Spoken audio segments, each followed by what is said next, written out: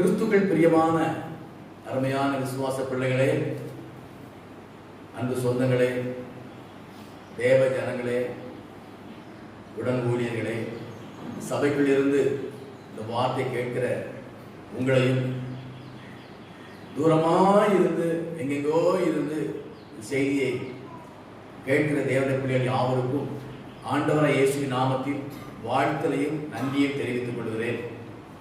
கடந்த வாரம் முழுவதும் கர்த்தரை கண்மணிகளை காத்து நடத்தினார், குறைவில்லாமல் காத்து நடத்தினார், நிறைவான ஆசீர்வாதங்களை கர்த்தர் கொடுத்தார்.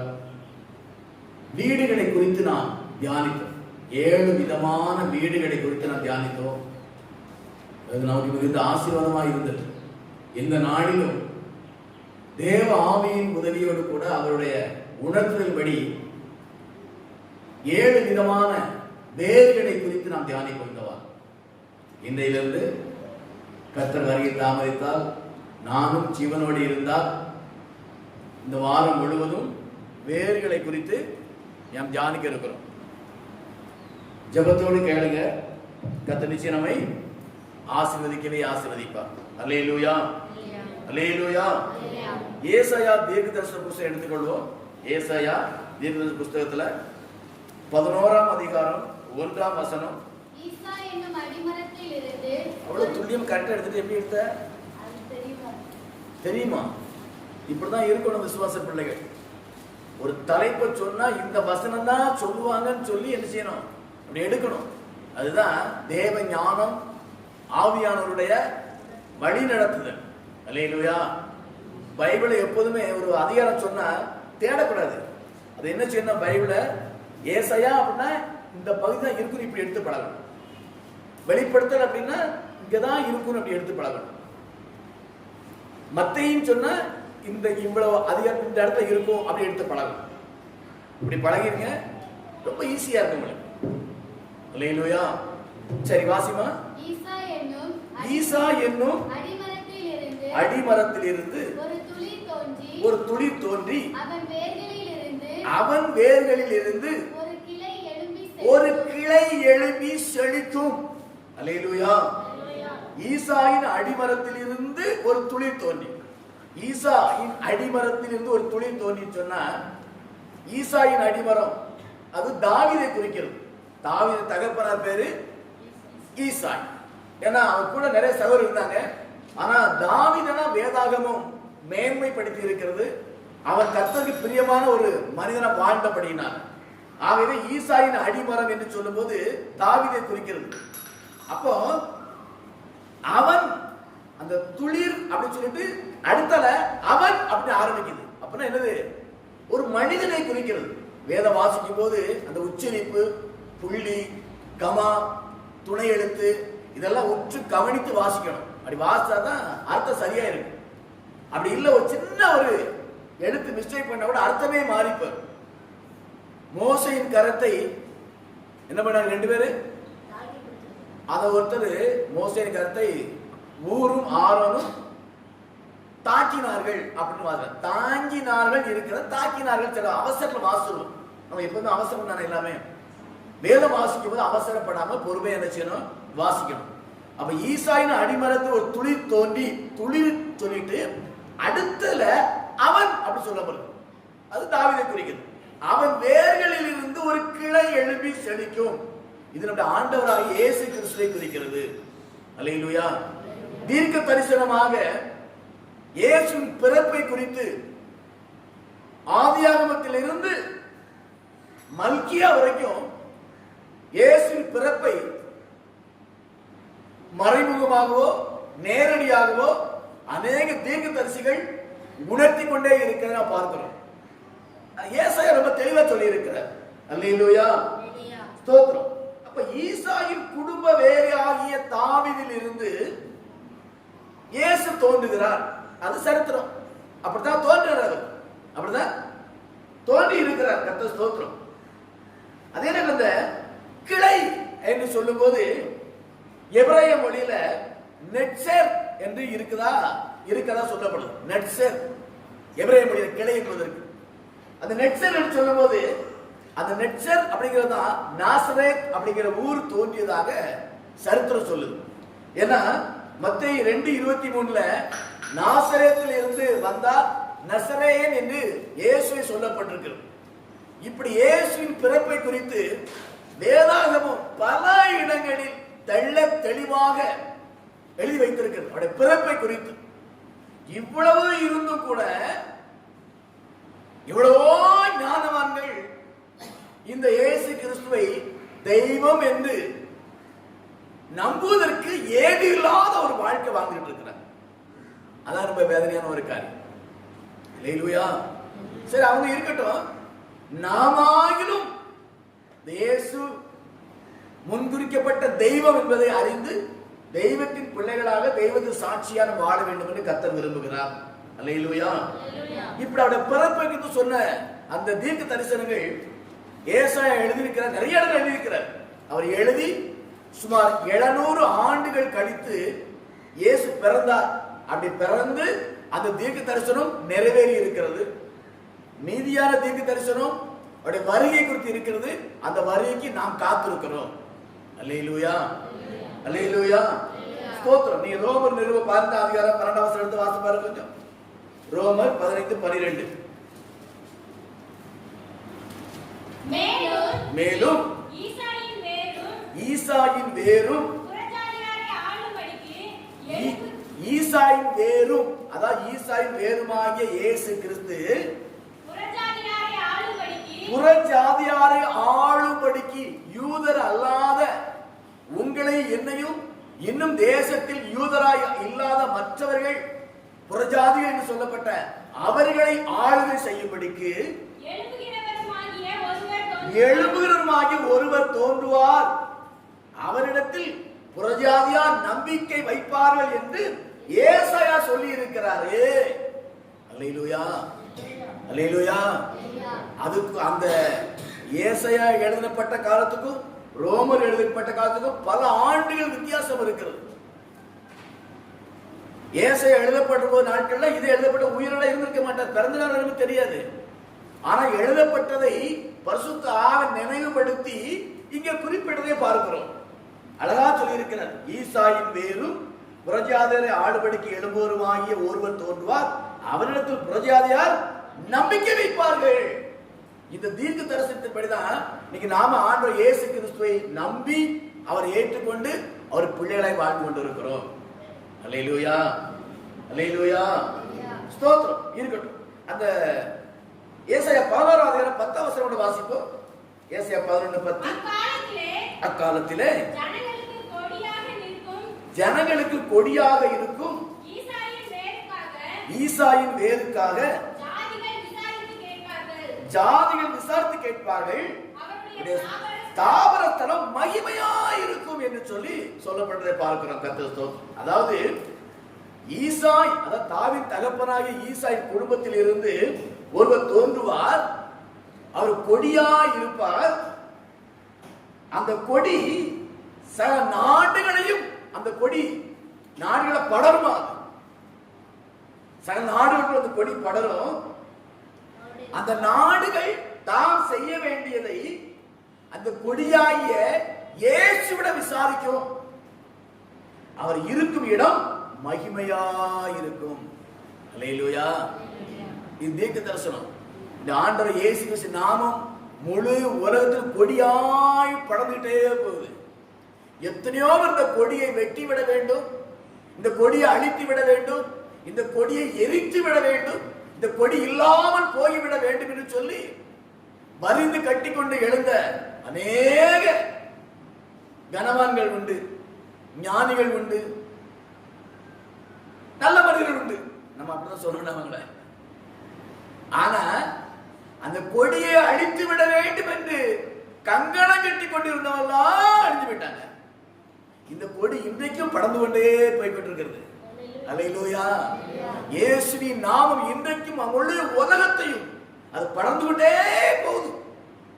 எத்தனை தடைகள், எத்தனை விரோதமான சக்திகள், எத்தனை விரோதமான போராட்டங்கள், எத்தனை பேருடைய தீய எண்ணங்கள் ஒன்றும் நிறைவேறாதபடி இந்த கொடியானது முழு உலகத்தில் இன்னைக்கு படர்ந்துகிட்டே இருக்குது.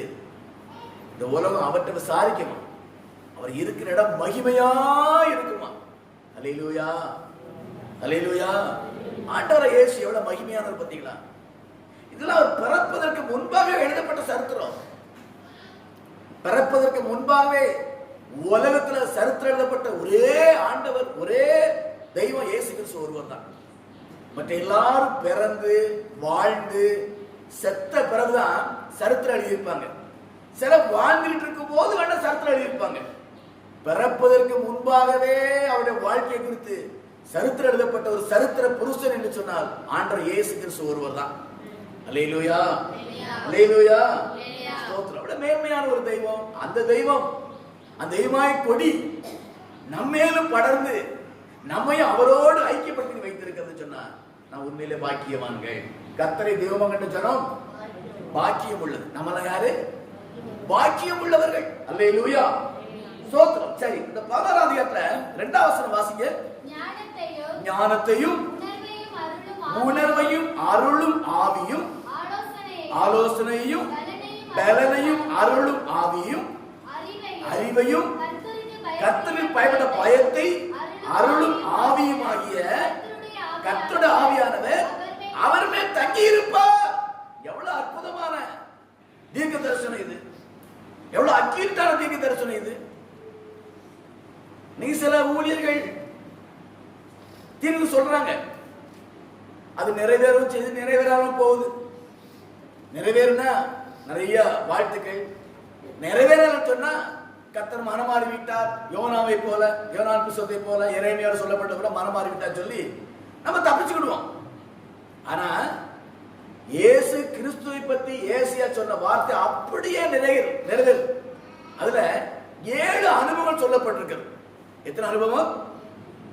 ஞானம், உணர்வு, ஆலோசனை, பலன், அறிவு, கர்த்தருடைய பயம், ஆவி.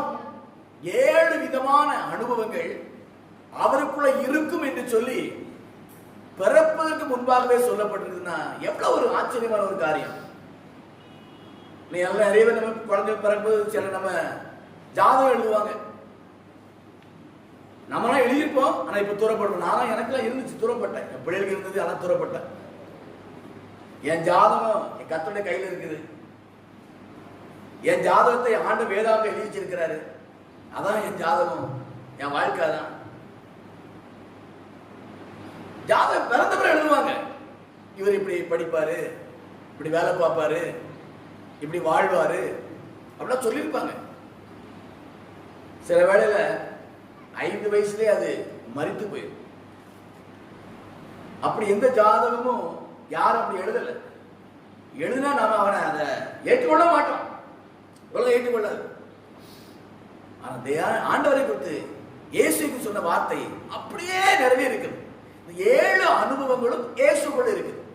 இன்னும் நிறைய இருக்குது. இந்த முக்கியமான 7 காரியங்கள் அவற்றை என்ன செய்யுது இருக்குது. மறுபடியும் சொல்லுங்க, என்னன்னா ஞானம் இருக்குதா அவற்றை, உணர்வு இருக்குதா, ஆலோசனை இருக்குதா அவற்றை, பலன் இருக்குதா அவற்றை, அறிவு இருக்குதா, கர்த்தருடைய பயம், ஆவி, இவ்வளவு அவருக்குள்ள இருக்குது. அதனாலதான் பிதாவின் சித்தத்தை செய்து முடிக்க வேண்டும் என்று வைராக்கியமா இருந்தார். அவருக்கு பிரியமான வாழ்க்கை வாழ்ந்தார். அவர் சொன்னதே செய்தார். மரணத்தை குறித்து அவர் அறிந்திருந்த போதும் என் பிதாவின் சித்தம் ஆகட்டும் என்று சொல்லி மரணத்துக்கு தன்னை அர்ப்பணித்தவர். இந்த அனுபவங்கள் அவருக்குள்ள இருந்துச்சு, அவருக்குள்ள இருந்தது. ஸ்தோத்திரம். இது குறித்து நீங்க பாத்தீங்கன்னு சொன்னா இந்த நீதிமொழிகள் புத்தகம் 16ஆம் அதிகாரம் 30 வசனம் சொல்லி இருக்கிறது. நீதிமொழி 11:30 வாசிங்க. நீதிமானுடைய பலன் ஜீவ விருட்சம், ஆத்துமாக்களை ஆதாயப்படுத்திக் கொள்கிறவர் ஞானம் உள்ளவர். ஞானம் உள்ளவர். இயேசு கிறிஸ்து ஞானம் இருந்தது. ஞானம் இருந்ததுனால அநேக ஆத்துமாக்களை அவர் ஆதாயம் செய்திருந்தார். இன்னைக்கு நம்மளையும் ஆதாயம் செய்திருக்கிறார். இனிமேலும் ஆதாயம் செய்து கொண்டே இருப்பார். இயேசு கிறிஸ்து என்ன இருந்தது? ஞானம். இந்த ஞானம் உள்ளவர்கள் ஆத்துமாக்களை ஆதாயம் செய்வார்கள். இந்த ஞானத்தை குறித்து வேதாகமத்தில் கிட்டத்தட்ட ஒரு 200 இடத்துல இருக்கு. நீங்க வீட்டுல போய் என்ன செய்யணும், தேடி பார்க்கணும். தேடி பார்த்துட்டு பாஸ்டர் 203 இருக்கு 197 சொல்லிடக்கூடாது. ஒரு தோராயமா நான் சொல்லியிருக்கிறேன். 200 இடங்கள்ல இந்த ஞானத்துக்கு சொல்லப்பட்டிருக்குது. அவளுக்கு நான் போதிச்சேன் அப்படின்னா அடுத்த வாரம் ஞாயிற்றுக்கிழமை வந்துடும். அதனால இந்த ஒன்றை மட்டும் சொல்லியிருக்கேன். இன்னொரு வசனம் ஆதியாகமம் 41:33 ஞானம் உள்ளவனை தேசத்திற்கு அதிகாரியாக வைக்க வேண்டும் என்று சொல்லி யோசேப்பு சொல்லுவாரு. அந்த பார்வோன் அது நீதாப்பான்னு சொல்லி அவன் அதிகாரியை மாத்திடல. என் ஆண்டவர் இந்த உலகத்துக்கு அதிகாரியா இருக்கிறார். அல்லேலூயா, அல்லேலூயா. அப்போ ஞானம் இருந்தா ஆத்துமாக்கள் ஆதாயம் செய்வாங்க. அவர்கள் தேவன் ஆசீர்வதிக்கப்படுவார்கள், உயர்த்தப்படுவார்கள். அதான் நான் உங்களை பார்த்து நீ இந்த மாதிரி ஒரு மேன்மையான அனுபவத்தை நீ வர வேண்டும். அல்லேலூயா. ஏதோ பிறந்தேன், ஏதோ படித்தேன், கொஞ்சம் ஏதோ ஒரு வேலை பார்த்தேன், ஏதோ வயிற்ற கழுவுனேன், ஏதோ கல்யாணத்தை படிச்ச 2 பிள்ளை பெற்றேன், வாழ்ந்தேன், செத்தேன், அது மேன்மையான வாழ்க்கை அல்ல. யோசேப்பு பிறந்தாரு, அவருடைய வாழ்க்கை தெரியும். அவர்கிட்ட ஞானம் இருந்ததுனால அந்த பார்வோன் இவங்களை பிடிக்காத ஒரு இனம் அவங்க. ஆனால் என் தேசம் நீயே அதிகாரி சொல்லி உயர்த்தி வைத்ததை பார்க்கிறோம். ஞானம் உள்ளவர்கள் தேவனால் உயர்த்தப்படுவார்கள். ஞானம் உள்ளவர்கள் ஆத்தும ஆதாயம் செய்வார். அல்லேலூயா. இரண்டாவது நீங்க பாத்தீங்கன்னா 1 ராஜாக்கள் புத்தகம் 3:12 வாசித்து பாருங்க. 1 ராஜாக்கள் 3:12 சொல்லி இருக்கிறது. உன் வார்த்தைகளின்படி செய்தேன், ஞானமும் உணர்வுள்ள இதயத்தை உனக்கு தந்தேன். ஞானமும் உணர்வுள்ள இதயத்தை தந்தேன். அப்ப ஞானம் இருக்கிறதுல உணர்வு சேர்ந்து இருக்குது. இது ஆண்டவர் இயேசு கிறிஸ்து இது இருக்குன்னு சொல்லி ஏசியா சொல்லி இருக்கிறார். சாலமன்ட்ட கர்த்தர் கேட்டாரு, சொப்பனத்துல போய் என்னப்பா வேணும்னு கேட்டாரு. அவன் என்ன இவ்வளோ ஜனங்களை நான் மெயின்டைன் பண்ணணுமே, ஞானத்தை தாங்கன்னு சொன்னான். ஆண்டு ஆச்சரியமா இருந்தது, சந்தோஷப்பட்டாரு. ஞானத்தையும் உணர்வையும் கொடுத்தார். கேளாத ஆஸ்தி ஐஸ்வர்யத்தை கொடுத்தார், மேன்மைகளை கொடுத்தார், கொடுத்து அவன் நாமத்தை மகிமைப்படுத்தினார். ஆனால் வாங்கின அந்த ரஸ்கோல் கால போக்கில் அவன் தேவ ஞானத்தை தவறாக பயன்படுத்தி அவனுக்கு கொடுத்த தேவ ஞானத்தை மாமிச இச்சையை நிறைவேற்றும்படியாக தன் பேர் பிரஸ்தாபத்தின் அரண்மனை கட்டும்படியாக ஜனங்களை கொஞ்சம் கொடுமை கூட படுத்திட்டான். அதான் அவனுக்கு பிறகு அவன் மகன் ஆட்சிக்கு வரும்போது ஜனங்கள் சொல்லுவாங்க, உங்க தகப்பன் கடினமா நடத்திட்டாரு, நீயாவது லகுவா நடத்துப்பான்னு சொல்லும் போது போயிட்டு வாங்க நாளைக்கு சொல்லான்னு சொல்லிட்டு வாலிபருடைய ஆலோசனையை கேட்டு என் தகப்பனுடைய இடுப்பு என் சுண்டு வரலுக்கு சமானம் அப்படின்ட்டான். நம்ம தேடினா கண்டிப்பா அப்படின்னா ஆலோசனை யார்கிட்ட கேட்டான்? வாலிபரிடத்தில் கேட்ட ஆலோசனை. சரி, அந்த பக்கம் போக வேண்டாம். அப்போ சாலமோனுக்கு ஆண்டவர் ஞானத்தையும் உணர்வையும் கொடுத்திருக்கிறார். யாருக்கு கொடுக்கப்பட்டது? இயேசு கிட்ட இருக்குன்னு சொல்லி ஏசியா சொன்ன அந்த வார்த்தைகள். ஸ்தோத்திரம். இன்னும் நீங்க பாத்தீங்கன்னா நீதிமொழிகள் 14 வாசிங்க. நீதிமொழிகள் 11:14. ஆலோசனை இல்லாத இடத்தில் ஜனங்கள் விழுந்து போவார்கள். அநேக ஆலோசனைக்காரர் உண்டானால் சுகம் உண்டாகும். இந்த ஆலோசனை சொல்லும் போது நல்ல ஆலோசனை, கெட்ட ஆலோசனை இருக்கு. இந்த ஆலோசனை அப்படிங்கிறது கிட்டத்தட்ட பைபிள்ல ஒரு 50 இடத்துல இருக்கு. ஆலோசனை அப்படிங்கிறது ஆலோசனை இல்லாத இடத்துல ஜனங்கள் விழுந்து போயிடுவாங்க. ஆலோசனை கேட்காதவர்கள் விழுந்து போவார்கள். ஆலோசனை அற்பமா நினைக்கிறவர்கள் விழுந்து போவார்கள். ஆலோசனை கேட்கிறவர்களோ சுகமா இருப்பாங்க. அல்லேலூயா. எந்த ஆலோசனை? தேவனுடைய ஆலோசனை. ஆண்டு வேதாவ புத்தகத்துல நாம் கை கொள்ளும்படியாக சொல்லப்பட்ட ஆலோசனைகளை யார் கேட்கிறார்களோ, இன்னைக்கு நாம் கை கொள்ளாதபடி எச்சரிப்பாக சொல்லப்பட்ட ஆலோசனை கை கொள்ளும்படியாக இன்னைக்கு போதிக்கப்பட்டு கொண்ட உலகத்தில் வாழ்ந்துட்டு இருக்கிறோம். அல்லேலூயா. நான் சொன்ன மாதிரி கிறிஸ்தவத்துக்கும் இயேசுடைய சுபாவங்களுக்கும் அவருடைய வழிநடத்துவதற்கும் விரோதமாய் சில வசனங்களை வைத்து போதித்துக் கொண்டிருந்து ஆலோசனை கொடுக்கிற உலகத்துல இருக்கிறோம். எல்லா ஆலோசனை கேட்கக்கூடாது. துர் ஆலோசனை அப்படின்னு ஒண்ணு இருக்கு, நல்ல ஆலோசனை இருக்கு. எது நல்ல ஆலோசனை, எது துர் ஆலோசனை? எந்த ஆலோசனை தேவனுடைய நாமத்தை மகிமைப்படுத்துமோ, எந்த ஆலோசனை தேவனுக்கு சாட்சியா நிறுத்துமோ, எந்த ஆலோசனை நம்மில் இயேசு மகிமைப்படுவாரோ அந்த ஆலோசனை வாழ்ந்தோம் சொன்னா சுகமா இருக்கும். அல்லேலூயா. அப்படி இல்லைன்னா இருப்போம், சுகமா இருக்க மாட்டோம்.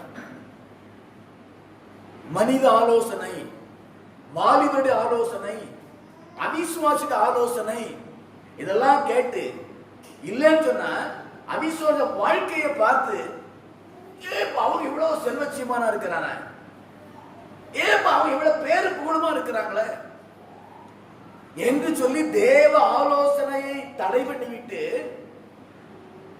மனித ஆலோசனை அல்லது மாமிச ஆலோசனை இல்ல உலக ஆலோசனை கேட்போம் என்று சொன்னால் சுகமா நிம்மதியா வாழ முடியாது. ஒரே போராட்டம், ஒரே அழுக, மன உளைச்சல், சமாதான கேடு, இப்படி வாழ முடியாம அழைக்கப்படவில்லை. சும்மா வாழகத்தை அழைச்சிருக்கிறார். நான் பட வேண்டிய எல்லா பாடலும் அவர் பட்டுட்டாரு. நாம் சிந்த வேண்டிய எல்லா கண்ணீரை அவர் சிந்திட்டாரு.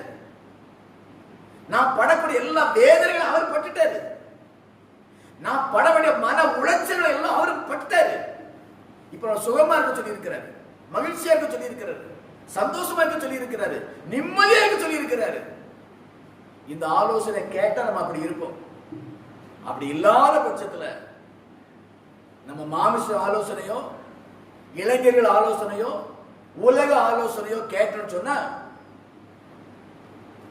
நிம்மதியா வாழ முடியாது, சுகமா வாழ முடியாது. எத்தனை பேர் அப்படி இருக்கிறாங்க தெரியுமா? சம்பாதிப்பாங்க, கோடி கோடியா சம்பாதிப்பாங்க, சமாதானம் இருக்காது. எத்தனையோ பெரிய பெரிய பிசினஸ் பண்ணிட்டு இருக்காங்க, நகைக்கடை வச்சிருக்கிறாங்க, வைர வியாபாரம் இருக்கிறா, சூசைட் பண்ணிடுறாங்க. இன்னைக்கு அவனுக்கு தேவ ஆலோசனை இல்லை, கிடைக்கல. ஏதோ ஒருத்தரோட ஆலோசனை பின்பற்றி போயிட்டு இருக்கிறாங்க. கடைசியில் முடிவு என்னது? மன உளைச்சல், வேதனை, துக்கம். ஐயோ, ஏன் இப்படி நான் செஞ்சேன், ஏன் இப்படி செஞ்சேன், எப்படி மீள போகிறேன்? இந்த ஒரு முடிவுக்கு வரும்போது வாழ்க்கையை முடிச்சிருந்தாங்க. வாழ்க்கை முடியணும், அது தானா முடியணும், நம்மளா முடிக்க கூடாது. அல்லேலூயா. அன்னைக்கு பிள்ளை வந்து சொன்னா அவங்க வீட்டுல அந்த பிள்ளைக்கு வீட்டுல மாப்பிள்ளை பார்த்துருக்காங்க.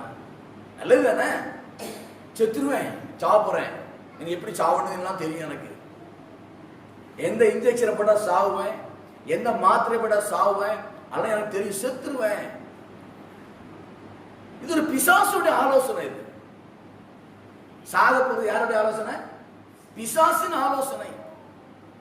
இப்படி அநேக மக்கள் இன்னைக்கு நல்லா படித்தவர்கள், ஞானம் உள்ளவர்கள், சம்பாதிக்கிறவங்க, தேவ ஆலோசனை இல்லாததுனால தன் வாழ்க்கையை அழித்துக் கொண்டவர்கள், பைத்தியக்காரன் அலைகிறவர்கள், சன்னியாசியா போனவங்க, குடும்பத்தை விட்டு தொடர்ந்து ஓடி போனவங்க இந்த உலகம் நிறைய பேர் இருக்கிறாங்க. என்ன காரணம்? தேவனுடைய ஆலோசனையை கேட்காதபடினால், தேவ ஆலோசனையை அற்பமாக எண்ணினபடினால், அல்லது தேவ ஆலோசனையை கேட்பது விருப்பம் இல்லாதபடினால், அல்லது தேவ ஆலோசனையை கேட்பதற்கு தெரியாதபடினால், இந்த தேவன் இப்படி ஒரு ஆலோசனைக்காரங்கிற அறிவில்லாதபடினால் நேடு வாழ்க்கை வம்பா போயிடுது, சுகத்தை அழுது விடுறாங்க. ஆலோசனை இல்லாத இடத்துல ஜனங்கள் விழுந்து போவார்கள். ஆலோசனை இருந்தா சுகமா இருப்பாங்க. சொல்லுங்க, எல்லாரும் சொல்லுங்க. ஆலோசனை இல்லாத இடத்துல ஜனங்கள் விழுந்து போயிடுவாங்க. ஆலோசனைக்காரன் இருந்தா சுகமா இருப்பாங்க. ஆலோசனைக்காரன் இருக்கிறாங்க, நாம ஆலோசனை கேட்கிறவனா இருக்கணும். கையில வேத புத்தகமே ஆலோசனை புத்தகம் தான். அது வழிகாட்டு புஸ்தகம், அது கர்த்தருடைய வார்த்தை. அது இதெல்லாம் சில வேளை ஓரமா வச்சிருக்கோம். அது பைபிள் அப்படித்தான் போட்டிருக்கோம். அப்படிலாம் வாழ முடியுமா? எனக்கு அறிவு இருக்கு, எனக்கு திறமை இருக்கு, எனக்கு ஞானம் இருக்குன்னு சொல்லி தன்னை வேத வசனத்துக்கு மிஞ்சி எண்ணும் போது சுகத்தை இழந்து போயிருந்தாங்க. அருமையான தேவனுடைய பிள்ளைகளே, நானும் நீங்களும் இந்த வேதாகமத்தை கையில் வைத்திருக்கிற தெய்வத்தை ஆராதிக்கிற ஒருவரும் அழிந்து போகக்கூடாதுன்னு சொல்லி கர்த்தர் விரும்புகிறார். சுகமா நம்ம வாழணும். அல்லேலூயா. நிம்மதியா வாழணும், சந்தோஷமா வாழணும். அதான் வாழ்க்கை. இந்த ஆலோசனை ஆண்டவர் இயேசு கிறிஸ்துல இருக்கும் என்று சொல்லி இயேசு சொல்லி இருக்கிறார். கர்த்தர் ஸ்தோத்திரம். நீங்க பாத்தீங்கன்னா அப்போஸ்தலர் நடவடிக்கைகள் 3ஆம் அதிகாரம் 7ஆம் வசனம் வாசித்து பாருங்க. அப்போஸ்தலர் 3ஆம் அதிகாரம் 7ஆம் வசனம்.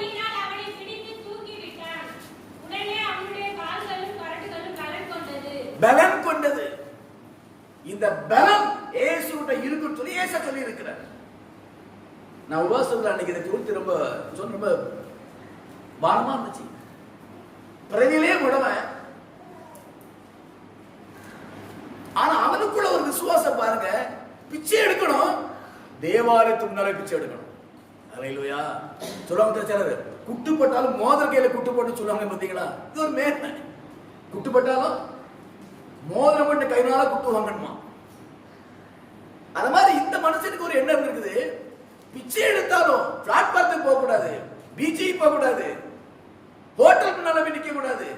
தேவ ஆலயத்துல போய் அங்க வர்ற தேவனுடைய பிள்ளைகளிடத்தில் பிச்சை எடுக்க வேண்டும் என்றுதான் தேவாலயத்தை வெளியே உட்கார்ந்திருந்தான். பலன் உள்ள ஆண்டவர் பேதுரு யோவானை அனுப்பினார். பேதுரு யோவானையும் அனுப்பினார். அவனை பார்த்த உடனே, தோற்றத்தை பார்த்த உடனே, நல்ல வாட்ட சட்டமா இருக்கிறாங்களே, கொழுகுடு இருக்கிறாங்களே, நல்ல நிறைய குடும்பம் சொல்லிட்டு அவன்கிட்ட கையேந்துறான். இவங்க அவன்கிட்ட கையேந்துற நிலைமை. அல்லேலூயா, அல்லேலூயா. அவன் இவங்கிட்ட கையேந்துறான். இப்ப இவங்க அவங்கிட்ட கையேந்து விட்ட சூழல் இருக்கிறாங்க. அழகா சொன்னான், நோ, வெள்ளியும் இல்லை பொன்னும் இல்லை, எங்கிடத்தில் ஒன்று இருக்கிறது, என் தேவனுடைய பலன், என் தேவனுடைய வல்லமை இருக்கிறது, அத உனக்கு தார சொன்ன உடனே விரைவிலேயே முடவனா இருந்தவன் பலன் கொண்டு எழுந்து ஆலயத்துல வந்து துள்ளி குதித்து பாடி மகிழ்ச்சியா இருக்கிறான். தேவனுடைய பலன். அல்லேலூயா. தேவ ஆலயத்துக்குள் வந்து பாடி துதித்து ஆராதிக்க முடியாதபடி பலவீனப்பட்டிருக்கிற ஜனங்களை இந்த நாட்டில் ஆண்டவர் பலப்படுத்தி, இந்த கால்களை பலப்படுத்தி தேவ ஆலயத்தை நோக்கி ஓடி வருவதற்கு, தேவ ஆலயத்தில் ஓடி வருவதற்கு கர்த்தருடைய பலன் இன்னைக்கு கிரியை செய்து கொண்டிருக்கிறது. அல்லேலூயா, அல்லேலூயா. எவ்வளவு அற்புதமான ஆண்டவர் பாருங்களேன். எனக்கு அந்த மனசு நினைச்சுன்னா கண்ணீர் வருது எனக்கு. அவனுக்குள்ள இருந்த விசுவாசம் பாருங்க. திருத்தலா பிச்சை கேட்க போக கூடாது, வேற எங்கேயோ உலகத்தாட்ட பிச்சை கேட்க போக கூடாது. ஒரு ஆண்டவர் இயேசு அறிந்த மனுஷனா இருப்பாரு நமக்கு தெரியல, இருக்கலாம் ஒரு வேளை. ஆனா அங்க வந்து இருக்கிறான். இன்னைக்கு சில பெரிய தேவாலயத்துக்கு முன்பாக தர்மம் நிற்பாங்க. சில இடங்களை பார்ப்போம், மெயினான இடங்கள்ல அப்படி இருக்கும். ஆகவே இந்த முடவனை நடக்க செய்கிற பலன் ஆண்டவர் இயேசு கிறிஸ்து இருக்குது. அல்லேலூயா, அல்லேலூயா. பலன், பலன், பலன். உழைப்பதற்கு, ஓடுவதற்கு, தேவ சித்தம் செய்வதற்கு, பிழைத்துக் கொள்வதற்கு, ஆசீர்வதிக்கப்படுவதற்கு பலன் ஆண்டவர் இயேசு கிறிஸ்து இருக்கிறது. கர்த்தர் ஸ்தோத்திரம். நீங்க இந்த பலத்தை குறித்து 125 முறை வேதாகமத்தில் இருக்கும். சுமார் கொஞ்சம் கூடலாம், கொஞ்சம் குறையலாம். சொன்னாங்க இந்த அரசியல சொல்லலாம், ஏறத்தாழ, ஏற தாழ அப்படி பேசணும். ஏறவும் தாழவும் அதோடைய சொல் வழக்கு. அப்படின்னா நான் சொல்றது உண்மை இல்லைன்னு அர்த்தம். நான் சொல்றது 125ங்கிறது அது கரெக்டாக கொஞ்சம் கூட இருக்கலாம், குறையாம இருக்கலாம். நீங்க தேடி வாசிங்க. அதான் நீங்க தேடி வாசிக்கிறது தான் அந்த எத்தனை நாள் இருக்குது நான் பார்த்து எழுதி குறிச்சு வச்சிருக்கேன். நீ வீட்டில் போய் நீங்க அதை செய்யணும், தேடி பார்க்கணும். வேற எங்கேயும் நெட்ல போய் தேடக்கூடாது, முட்ல தேடணும். எங்க தேடணும்? முட்டை போட்டு தேடணும். இயேசுவே எங்கெல்லாம் பலன் இருக்குது, எங்கெல்லாம் உங்களோட பலன் செயல்பட்டது எனக்கு சொல்லித்தாங்க ஆண்டவரே சொல்லி முட்டை போட்டு கேளுங்க. பைபிளை பிரிச்சு பாரு. கர்த்தர் ஆவியானவர் இந்த பக்கம் திருப்பு, இந்த பக்கம் அழகா சொல்லி கொடுப்பாரு, அழகா சொல்லி கொடுப்பாரு ஆண்டவர். நீ பைத்தியகாரத்தனமா எந்த வசனம் பார்த்துட்டு உடனே நெட்ல போய் நினைச்சு விடாது, தேடக்கூடாது. ஒரு தெரியவே இல்லை, புரியவே இல்லை அப்படின்னு சொன்னா ஒரு இடம் செய்யலாம், பார்த்துக்கலாம். ஆனா எப்போதுமே அந்த அனுபவத்தை வளரக்கூடாது.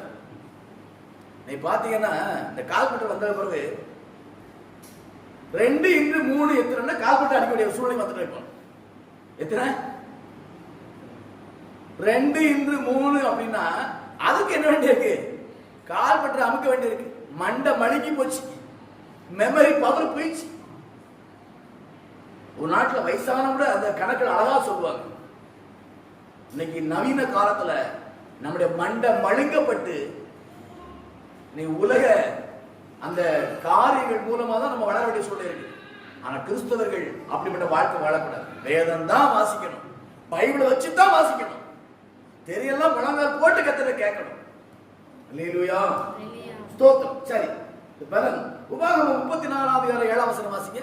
உபாகமம் 34:7 சீக்கிரமா.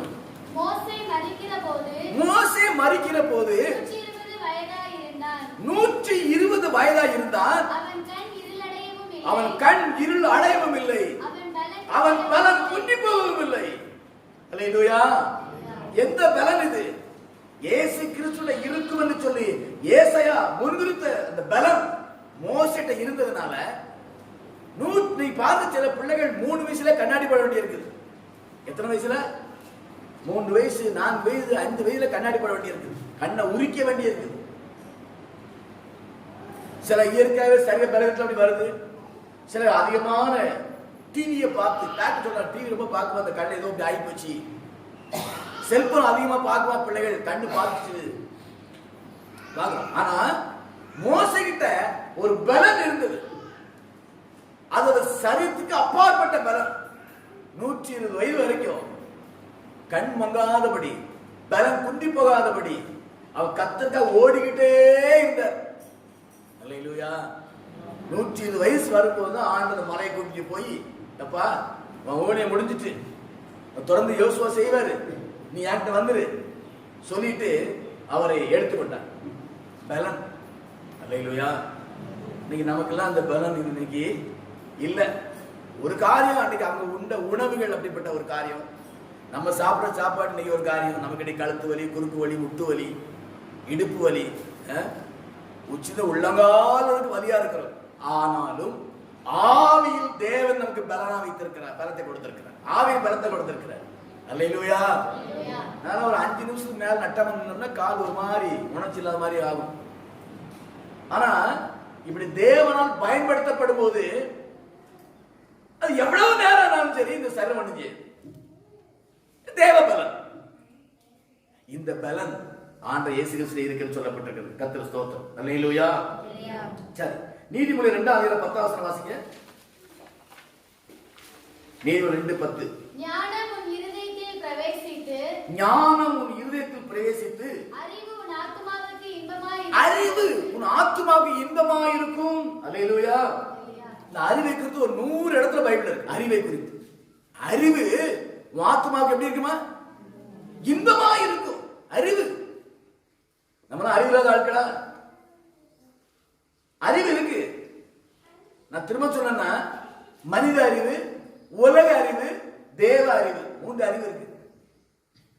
மனித அறிவிலும் உலக அறிவிலும் போனா ஆத்மா செத்து போயிடும். தேவனை அறிகிற அறிவு வளரும் சொன்னா ஆத்மா எப்படி இருக்குமா? எப்படி இருக்கும்? சந்தோஷமா இருக்கும். அல்லேலூயா. அதனாலதான் அந்த 3 யோவான் 1 யோவான் 3 நினைக்க, உன் ஆத்மா வாழ்வது போல எல்லாவற்றும் வாழ்ந்து சுகமாயுது. ஆத்மா மகிழ்ச்சியா இருக்கணும் அப்படின்னா ஆண்டவர் அறிவை உடைய ஒரு வாழ்க்கை வாழும். அந்த அறிவு இயேசு இருந்துச்சு. நல்ல கவனிங்க. கர்த்தர் உங்களை நேசிக்கிறார். நீங்க இப்படிப்பட்ட சந்தோஷமான ஒரு வாழ்க்கை வாழணும், மகிழ்ச்சியான ஒரு வாழ்க்கை வாழணும், சுகமான ஒரு வாழ்க்கை கர்த்தர் விரும்புகிறார். அறிவு ஆத்மாவுக்கு இன்பமா இருக்கிறது. சங்கீதம் 103:11.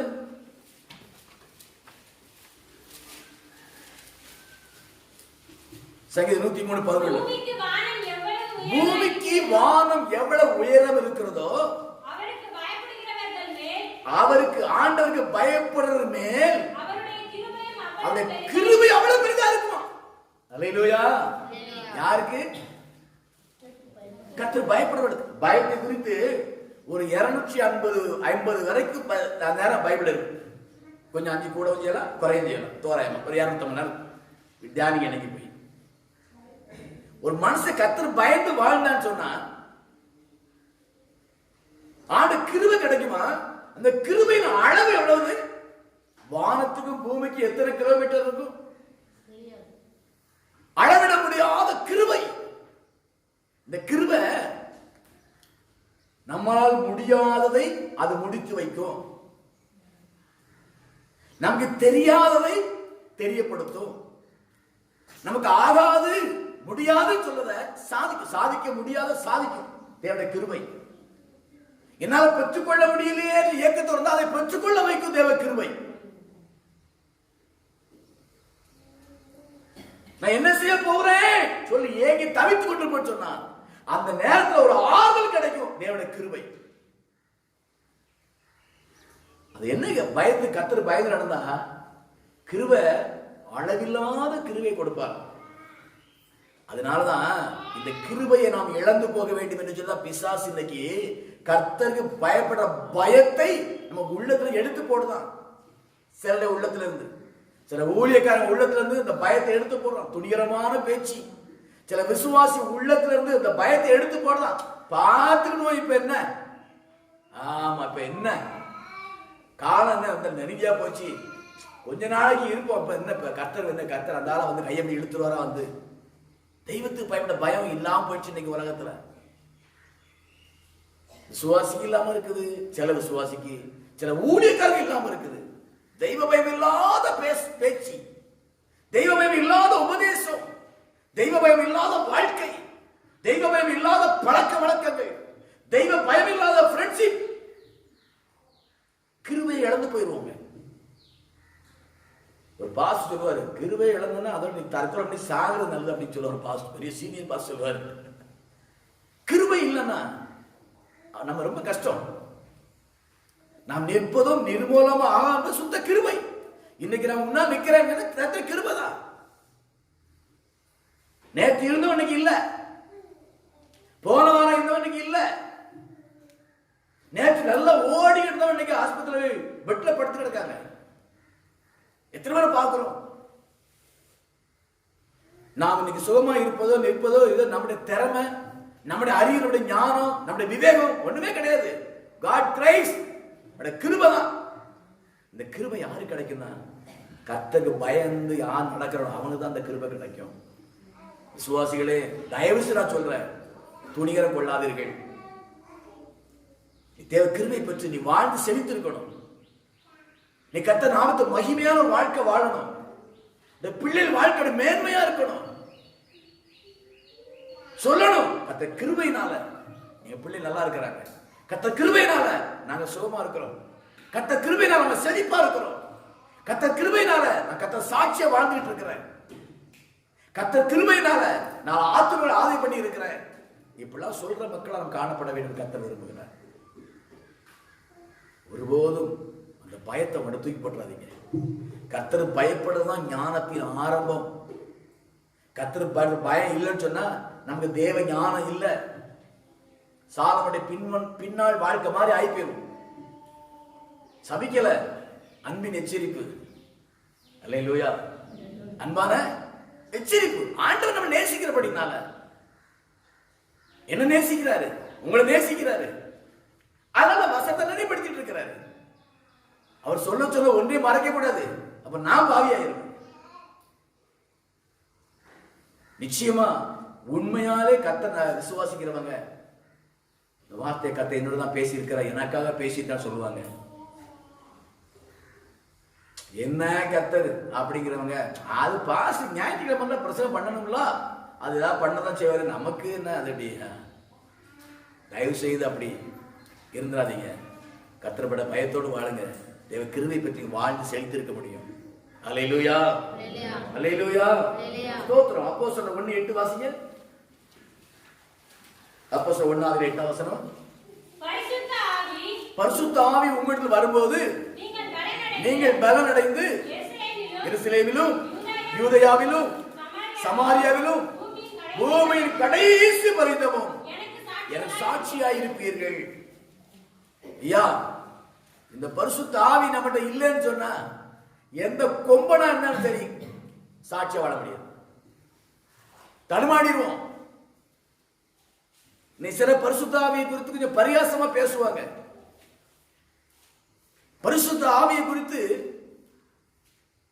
நக்கலா பேசுற ஆட்கள் இருக்கிறாங்க. கர்த்தர் மன்னிக்கணும் அவங்கள. ஆண்டவர் இயேசு கிறிஸ்து அவர் தான் எல்லாம். ஆனா அவரே ஞானஸ்நானம் எடுத்துள்ள பரிசுத்த ஆவி நிறைந்தவராக பரிசுத்த ஆவியானவரால் வனாந்தரத்தில் நடத்தப்பட்டார். இயேசு கிறிஸ்து கூட பூமியில வந்து மனிதனாக பிறந்தனால அவரை வழிநடத்துவதற்கு பரிசுத்த ஆவி உதவி செஞ்சார். நீ சில கிறிஸ்தவர்களுக்கு அந்த பரிசுத்த ஆவி குறித்து ஒரு கரிசனையே இருக்காது, பரிசுத்த ஆவி குறித்து வாஞ்சை இருக்காது, அது பெற்றுக்கொள்ள வேண்டும் ஒரு தாகம் இருக்காது. ஒன்னும் லாஸ் இல்ல. உழைப்பீங்க, படிப்பீங்க, சாப்பிடுவீங்க, சம்பாதிப்பீங்க, சம்பந்தம் பண்ணுவீங்க. வேத வசனத்தில் உன்னால் வாழ முடியாது. அல்லேலூயா. இந்த பொல்லாத உலகத்துல, அறிவு பெருத்த, ஞானம் பெருத்த இந்த உலகத்துல, சிற்றின்பங்கள் பெருத்த இந்த உலகத்துல, தவறான உபதேசங்கள் பெருகி இருக்கிற இந்த உலகத்துல பரிசுத்த ஆவி இல்லாம சாட்சியா வாழவே முடியாது. பிரியமானவர்களே, பரிசுத்த ஆவி பெறாதவங்க அழுது புலம்பி உபவாசத்தை எப்படி ஆண்ட கெஞ்சி கூத்தாடி பரிசை பெற்றுக்கணும். அவர் அழகா சொல்லி இருக்கிறாரு, பொல்லாதவர்களாகி நீங்கள் பிள்ளைகள் நல்ல ஈவில கொடுக்க அறிந்திருக்கும் போது பரமபிதா தம்மிடத்தில் பரிசுத்தாவை கேட்பது கொடாமல் இருப்பாரா? வாஞ்சியும் தாகத்தோடு கேட்கணும், பரிசுத்தோடு கேட்கணும், விசுவாசத்தோடு கேட்கணும். கேட்டு பார்ப்போம், தந்தா வாங்கிடுவோம். முக்கா 3 நேரம் ஆயினா போவோம். அவர் தாண்டா போறாருங்க. இப்ப என்னங்க லாஸ்? அவருக்கு இல்ல, நமக்கு தான் லாஸ். இந்த பரிசுத்த ஆவி நம்மை சாட்சி உள்ள ஒரு வாழ்க்கையை வாழ வைக்கும். இந்த பரிசுத்த ஆவி நம்மை பாவம் செய்யாதபடி உணர்த்திக்கிட்டே இருக்கும், கண்டித்து உணர்த்தும், போதிக்கும், நடத்தும், பயன்படுத்தும், பாதுகாக்கும். எத்தனையோ நன்மைகள் பரிசுத்த ஆவியானவர் நமக்கு கிடைக்கிறது. அல்லேலூயா, அல்லேலூயா. இந்த பரிசுத்த ஆவியை குறித்து ஒரு கிட்ட 200 இடத்துல வேதாகமத்தில் இருக்கு. வெளியரங்கமா மறைமுகம் நிறைய இடத்துல இருக்கு. 200 இடத்துல இருக்கு, மேலே இருக்கு. இந்த 7 தன்மைகளும் இயேசு கிறிஸ்துவிட இருக்கும் என்று சொல்லி ஏசாயா தீர்க்கதரிசனமா சொன்னாரு.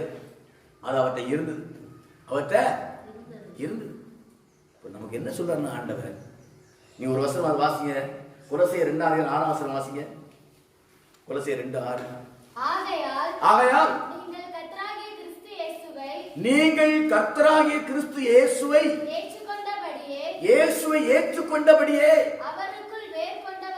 அவருக்குள் வேர் கொண்டவர்களாக, அவர் மேல் கட்டப்பட்டவர்களாக, அவருக்குள் நடந்து, இயேசு கிறிஸ்துவுக்குள் வேர் கொண்டு, இயேசு கிறிஸ்துவுக்குள் கட்டப்பட்டு, அந்த இயேசு கிறிஸ்துவுக்குள் நடப்பீர் என்று சொன்னால், அல்லேலூயா. வேறு விட தெரியும் உங்களுக்கு. சில மரம் ஆணிவேர் சரியில்லைன்னா காத்துல சாஞ்சிரும். சில மரத்தை ஆணிவேர் சில புழுக்கள் அரிச்சிடும். நல்ல பெரிய மரமா இருக்கும், அப்படியே சாஞ்சி விழுந்துரும். சில வளர்ந்த விசுவாசி சாஞ்சிருவாங்க. எவ்வளவு பெரிய விசுவாசி, எவ்வளவு பெரிய ஊழியக்காரர், எப்படி இருந்தாங்க, விழுந்துட்டாங்களே. எங்கேயோ அன்றிருக்கிற தெய்வத்தை பயம் இல்லாதபடினால அவருடைய விசுவாசம் ஆணி வேர் அரிக்கப்பட்டிருக்கிறது. வெளியே தெரியாது, ஆணி வேர் அரிச்சிட வெளியே தெரியாது. கிளைகள் ஒடிஞ்சா தெரியும், இலைகள் உதிர்ந்தா தெரியும், பூக்கள் உதிர்ந்தா தெரியும், காய்கள் உதிர்ந்தா தெரியும், கனிகள் உதிர்ந்தா தெரியும். எத்தனை ஊர்ல பாத்தீங்கன்னா சில குறும்பல் விழுந்துரும். ஐயோ குறும்பல் விழுத அப்படின்னு அவன் தமிழ்ல சொன்னா ஒண்ணு அவன் ஏதோ ஒரு வரகரம் வாங்கினப்ப அப்புறம் குறும்பல் விழாது. ஆனா ஆணி வேறு அரிக்கும் என்று சொன்னால் வெளியே தெரியவே தெரியாது. கேன்சரோட மோசமானது. கேன்சரோட ஒரு குறிப்பிட்ட காலம் வரை தெரிஞ்சிடும் வெளியில. ஆனா இயேசு கிறிஸ்துக்குள் இருக்கிற வேர் அரிக்கப்படுவது வெளியே தெரியவே தெரியாது. ஆனா மரத்துக்கு தெரியும், வெளியுலகம் தெரியாது, அந்த மரத்துக்கு தெரியும். ஏன்னு சொன்னா காற்று அடிக்கும் போது அந்த ஆணிவே ஸ்ட்ராங்கா இருக்கும் போது மரம் அப்படியே நிற்கும், கிளைகளும் இலைகளும் ஆடும், மரம் அசையாது. ஆனா ஆணிவேர் அரிக்கப்படும் என்று சொன்னால் காத்துல இந்த மரமும் கொஞ்சம் அப்படியே ஆடும். மரத்துக்கு தெரியும் என் கதை முடிய போகுது, என் வாழ்க்கை ஆட்டம் கண்டுட்டு எப்ப விழுவேன் தெரியாது என்று சொல்லி இந்த மரத்துக்கு தெரியும். ஒரு விசுவாசி தெரியும் நான் எப்படி இருக்கிறேன்னு சொல்லிட்டு, எனக்கு தெரியும் நான் எப்படி இருக்கிறேன்னு சொல்லி. கர்த்தருடைய உறவு எனக்கு எப்படியா, எனக்கும் கர்த்தருடைய உறவு எப்படி எனக்கு தெரியும். தெரியுமா தெரியாதா? தெரியும் தானே? வெளி மனுஷனுக்கு தெரியாது, ஆனா எனக்கு தெரியும், கர்த்தருக்கு தெரியும். அல்லேலூயா, அல்லேலூயா. இயேசு கிறிஸ்துக்குள் வேறு ஊன்றப்பட்ட அனுபவத்துல ரட்சிக்கப்படும் போது எப்படி அந்த இயேசு விசுவாசித்தோமோ, எப்படி அந்த இயேசுவை நேசித்தோமோ, எப்படி அன்னைக்கு பறந்து பறந்து பறந்து பறந்து பறந்து வந்து வேத வாசித்தோமோ, எப்படி குறிப்புலாம் எடுத்தோமோ, எப்படி அவரை பத்தி பேசணுமோ, அன்றைக்கு அந்த அனுபவம் கடைசி மூச்சு இருக்கிற வரைக்கும் அந்த அனுபவத்தில் குறைய கூடாது. அந்த அனுபவம் குறைஞ்சிட்டுன்னா ஆணிவேர் அரிக்கப்பட்டு கொண்டிருக்கிறன்னு அர்த்தம். எப்ப விழுவன்னு தெரியாது. சில மரங்கள் சின்ன கண்ணா இருக்கும் திடீர்னு விழுந்து போயிடும், சில மரங்கள் பாதியில விழுந்து போயிடும், சில நல்லா வளர்ந்து பெரிய மரமா இருக்கும், விழுதெல்லாம் விட்டு இருக்கும், அநேகருக்கு இடம் கொடுத்துக்கிட்டு இருக்கும், அநேக காட்டு பறவைகள் வந்து அதை தஞ்சை அடைஞ்சுக்கிட்டு இருப்பாங்க, கூடு கட்டி வாழ்ந்துட்டு இருப்பாங்க. திடீர்னு ஒரு நாளைக்கு விழுந்துரும், எல்லாம் விட்டாயிரும். பயமுறுத்தல, நினைவுபடுத்து. அல்லேலூயா. இயேசு கிறிஸ்துக்குள் நீங்க அந்த திருவசனம் வாசிமணி, நீங்கள் ஆகையால் நீங்கள் கர்த்தராகிய கிறிஸ்து இயேசுவை ஏற்றுக்கொண்டபடியே அவருக்குள் வேர் கொண்டவர்களாக, அவருக்குள் கட்டப்பட்டவர்களாக, அவருக்குள் நடக்கிறவர்களாக நீங்க காணப்பட வேண்டும் என்று கர்த்தர் விரும்புகிறார். காற்று வீசினாலும் புயல் வந்தாலும் அசைக்கப்படாதபடி அநேக நிழல் கொடுக்கிற மரங்களாய், அநேக கனி கொடுக்கும் மரங்களாய், அநேக மருத்துவ குணமுள்ள இலைகளாய் நீங்கள் காணப்பட கர்த்தர் விரும்புகிறார். அல்லேலூயா. அநேக ஆரோக்கியத்தை கொடுக்கணும் நீங்க, அநேக இடம் கொடுக்கணும், தஞ்சமா இருக்கணும் நீங்க, புகிலிடமா இருக்கணும் நீங்க. அதனாலதான் இந்த 7 தன்மை இயேசு கிறிஸ்து இருந்ததே, அந்த இயேசு கிறிஸ்துக்குள் நாம் வேறுபட்டா இருந்தா இந்த 7 தன்மை நமக்குள்ள வந்துடும். அல்லேலூயா, அல்லேலூயா. இதுதான் நமக்கு ஆணிவேர், இதுதான் ஃபவுண்டேஷன். இன்னைக்கு வல்லமைக்காக, வரங்களுக்காக, கிருபைக்காக தத்திர ஜெபிக்கணும், தத்திர ஜெபிக்கணும் இல்ல. இயேசு கிறிஸ்து சரியான ஐக்கியம் இருந்தா போதும், அவருடைய வார்த்தையில் சரியான ஐக்கியம் இருந்தா போதும், அந்த இயேசுவோட உறவு சரியா இருந்தா போதும்.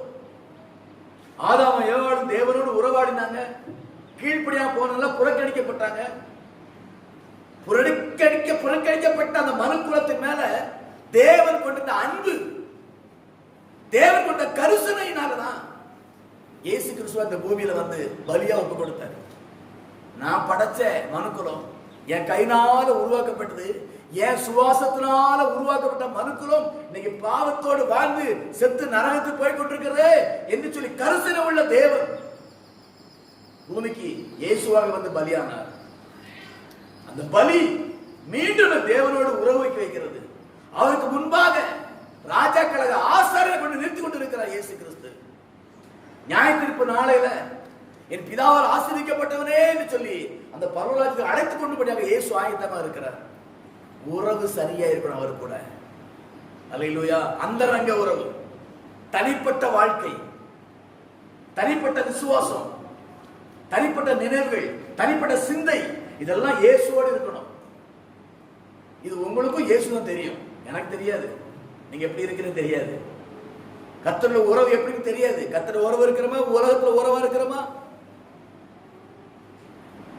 தேவ சிந்தையோடு இருக்கிறோமா, உலக சிந்தையோடு இருக்கிறோமா, தேவனோடு கட்டப்பட்டிருக்கோமா, உலகத்தோட கட்டப்பட்டிருக்கோமா. கழுதையும் மாட்டையும் ஒன்னா படைக்கப்படாது சொல்லி பயப்பட இருக்கும். நம்மள இயேசு சுவர் கழுதைகள், இயேசு சுவர் கழுதைகள். மாடு கூட போய் படைக்கப்படக்கூடாது. அல்லேலூயா, அல்லேலூயா. நேரம் ஆகுது, நான் இதில் முடிச்சத எல்லாம் முழங்கால் போடுங்க. ஆண்டவரே, இந்த பிறப்பு எவ்வளவு வெளியரங்கமாக ஆணித்தரமாக முன்குறிக்கப்பட்டிருக்கிறது. ஆண்டவரே, எவ்வளவு மகிழ்ச்சியா இருக்கிறதப்பா. ஈசாயின் ஒரு துளிர் தோன்றி அந்த துளிர்ந்து ஒரு கிளை, எவ்வளவு அற்புதமான வர்ணனையான தீர்க்க தரிசன வார்த்தை. அது மாத்திரமல்ல, அவருக்கு 7 விதமான குணாதிசயங்கள் இருக்கும் என்று சொல்லி தீர்க்க சொல்லி இருக்கிறார். அந்த குணமெல்லாம் அவருடைய இருக்கிறது எவ்வளவு உண்மை. இந்த இயேசு கிறிஸ்துவோடு நாம் வேறு கொண்டவராய் காணப்படும் என்று சொன்னார். அவர்கிட்ட இருந்த அந்த 7 தன்மைகளும் அப்படியே நமக்குள் கடந்து வந்து ஒவ்வொரு கிறிஸ்துவனும் அப்படிப்பட்ட 7 தன்மையோடு வாழ்வோம் என்று சொன்னார். ஒரு சில மணித்துளிகளில், ஒரு சில நாட்களில் உலகம் ரட்சிக்கப்பட்டுரும். இன்னைக்கு உறவு சரியில்லாம இருக்கிறோமே. அருமையான சகோதரனே, சகோதரியே, கர்த்தட்ட உறவு எப்படி இருக்குது? அந்தரங்க உறவு எப்படி இருக்கிறது? ஆணிகள் அரிக்கப்பட்டிருக்கிறதா? ஆணிகள் சரியா போய்கிட்டு இருக்குதா? இயேசு கிறிஸ்துட்ட எங்க சைடு பாயுதா? வலப்பக்கம் இடப்பக்கம் போகுதா? வேறு இயேசு விட்டுட்டு வேற எங்கேயாவது போகுதா? ஆபத்து, ஆபத்து. நீ ஞானம் உள்ளவனாய் வாழ வேண்டும் கர்த்தர் விரும்புகிறார். ஆத்மா ஆதாயம் செய்ய வேண்டும். தேசத்தில் அறியப்பட்ட ஒரு மனுஷனை காணப்படும் கர்த்தர் விரும்புகிறார். உணர்வுள்ள ஒரு மனிதனை வாழ கர்த்தர் விரும்புகிறார். தேவ ஆலோசனை பெற்ற மகனாய் மகனாய், தேவனுடைய பலத்தை பெற்ற ஒரு மகனாய் மகனாய், தேவனை அறிகிற அறிவோடு வாழுற மகனாய் மகனாய், கர்த்தர் பயந்து நடக்கிற மகனாய் மகனாய், தேவ ஆவியின் வழிநடத்தலுக்கு ஒப்புக் கொடுக்கப்பட்ட மகனாய் மகனாய் நீங்கள் வாழ வேண்டும். நீங்கள் செழித்திருக்க வேண்டும். நீ ஆசீர்வதிக்கப்பட வேண்டும். தேவ கர்த்தரை பயப்பட வேண்டும் என்று சொல்லி கர்த்தர் விரும்புகிறார்.